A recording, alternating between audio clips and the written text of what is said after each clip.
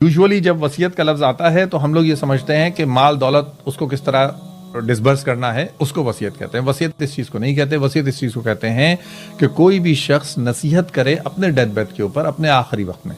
This could be any thing, اپنے بچوں میں دیکھے کوئی کمی تو ان سے کہے کہ یہ چیز جو ہے وہ کرو۔ میرے وائف کے نانا ہیں، انہوں نے وصیت کی اپنے تمام بچوں کو کہ تم لوگ یہ دعا ہے، یہ دعا یاد کر لو۔ آپ سوچ رہے ہیں جاتے جاتے بھی اتنا ہے نہیں، وہ خیر کا کام کر کے گئے، انہوں نے تمام بچوں کا یہ میری وصیت ہے کہ تم لوگوں کو دعا یاد کرنی ہے۔ اب وہ دعا جب جب وہ پڑھیں گے، یاد کریں گے، جب بھی پڑھیں گے تو ان کو خود بخود اس کا ثواب ملے گا۔ ٹھیک ہے، تو وصیت ایک تو یہ کہ بہت امپورٹنٹ چیز ہے کہ انسان اچھی نیک وصیت جو ہے وہ کر کے جائے، اس چیز کو اپنے ذہن میں رکھے۔